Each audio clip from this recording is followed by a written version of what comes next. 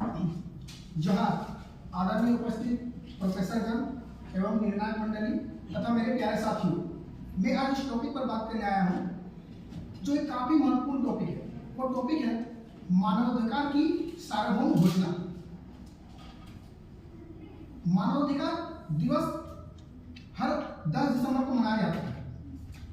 तो कहते हैं ना दोस्तों कि मनुष्य को जब अधिकार सुरक्षित मिलता है तभी हमारा समाज आगे बढ़ता है। लेकिन कुछ समय पहले की बात है जब हम लोग का ये अधिकार नहीं था, यानी कि हम लोग का विश्व में काफी अत्याचार बढ़ गया था, भ्रष्टाचार बढ़ गया था, भेदभाव बढ़ गया था, इंसानियत ही खत्म हो गया। उन्हीं के बीच सन 1948 ईस्वी में एक इंसानियत के रूप में एक रोशनी चली जिसका नाम है UDHR, universal declaration of human rights. सबसे पहले इसका गठन कैसे हुआ? तो इसका गठन विश्व के बहुत सारे देशों का भ्रमण की, जो कि मानवाधिकार आयोग की अध्यक्ष थी। कौन? रूजवेल्ट, जो कि अमेरिका के राष्ट्रपति थे, उसकी वाइफ एलेनोर रूजवेल्ट। उसकी अध्यक्षता में 1946 में गठन हुआ आयोग का, और 2 साल तक निरंतर प्रयास करने के बाद, विश्व भ्रमण करने के बाद, विश्व के सारे विचारों को, सारे संस्कृतियों को, सारी परंपराओं को एब्जॉर्ब किया, और 2 साल के अथक मेहनत करने के बाद और सैकड़ों कंटेंट एकत्रित करने के बाद मानवाधिकार आयोग का गठन हुआ और मानवाधिकार दिवस मनाने का निर्णय लिया गया 10 दिसंबर 1948 से।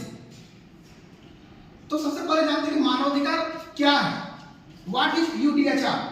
तो देखते हैं, जैसे हम सुबह उठते हैं तो हम लोग को 1 गिलास साफ पानी का मिल जाना, सुबह सुबह मम्मी के हाथों से गरम गरम रोटी का मिल जाना, कॉलेज और स्कूल आते समय अच्छी सड़कों का होना, सांस लेने के लिए शुद्ध वायु का होना, ये हमें एक मतलब साधारण सा बात लगता है, लेकिन यही एक असाधारण सा हक जिसे दुनिया क्या करती है? मानवाधिकार करती है।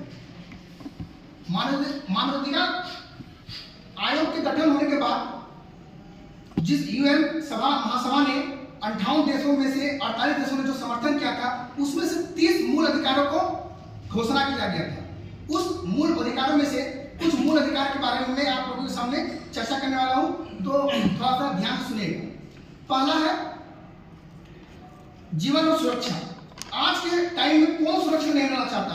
आप, हम, सब कोई, चाहे वो घर हो, चाहे बाहर हो, चाहे कॉलेज आ रहे हो या कॉलेज से जा रहे हो, या मार्केट घूम रहे हो, या रात के समय कहीं से लौट रहे हो, हर समय हम लोग सुरक्षित रहना चाहते हैं।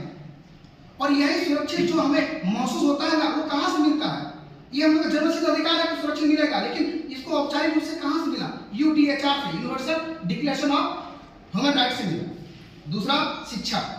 हम और आप क्या चाहते हैं कि हमारे घर के बच्चे अच्छा शिक्षा ग्रहण करें। अब शिक्षा का मतलब केवल पढ़ना लिखना नहीं होता है।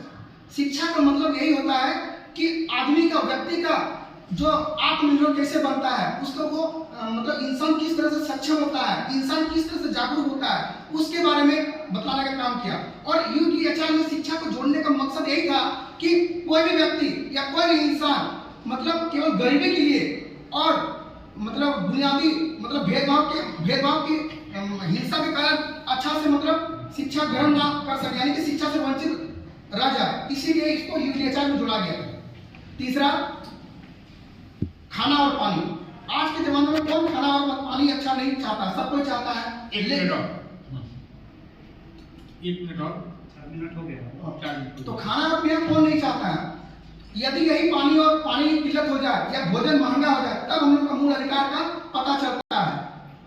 चौथा, स्वास्थ्य और सेवाएं। हम लोग कोरोना महामारी के समय ही देख लेते हैं, हम लोग चश्मदीद गवाह भी है कि कोरोना के समय हम लोग स्वास्थ्य सेवाएं कितना जरूरी था। यदि वो स्वास्थ्य सेवाएं हम लोग को जरूरी नहीं होता, UDHR में यदि उसको शामिल नहीं किया जाता, तो हम लोग का मतलब समाज काफी प्रभावित होता है। तो मानवाधिकार यानी कि UDHR में काफी चुनौतियां भी हैं। बहुत सारे सरकारें जानबूझकर अपने राजनीतिक इच्छा शक्ति के कारण इसे बहुत सारे चीजों से वंचित रखता है। जैसे प्रेस की स्वतंत्रता नहीं दी जाती कोई भी देश में, जैसे कि चीन में प्रेस की स्वतंत्रता नहीं है। उसके बाद बोलने की आजादी, अभिव्यक्ति की आजादी, अपने बात को नहीं रख सकते, कॉलेज या कहीं पर अपने मुद्दे को नहीं रख सकते, सोशल मीडिया पर कोई मतलब अपने भावनाओं को नहीं रख सकते। ये सब बहुत सारी चुनौतियां हैं अंत में बस इतना ही कहना चाहूंगा कि मानवाधिकार केवल किताबों तक ही सीमित नहीं है, ये हमारी रोजमर्रा की जिंदगी की जरूरत है। मानव अधिकार जन्मसिद्ध अधिकार है। धन्यवाद।